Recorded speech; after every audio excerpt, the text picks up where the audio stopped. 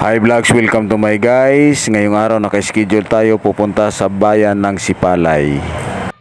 At dahil maaga tayo nagising, tutulong muna tayo sa paglilinis ng damo dito sa apartment na pinahiram sa atin dito sa Kanduni. At oras na para bumiyahe at ang isang pinakamagandang resort dito ay ang Sea Explorer sa Sipalay. At ngayon mula dito sa bayan ng Kanduni, ipakita natin kung gaano kaganda itong mga taniman ng palayan at ang mga bundok na ating madaanan hanggang sa makarating tayo rito sa lugar ng Sipalay.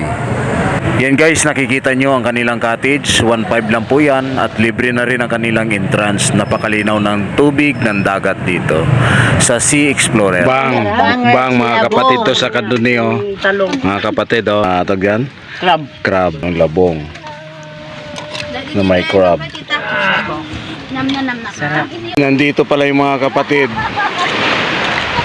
Hi vlogs, welcome to my guys. Andito sila ni Sis oh. Akala ko kami lang. So yun guys, ang dive site dito sa Sipalay. Please follow, like and share and subscribe.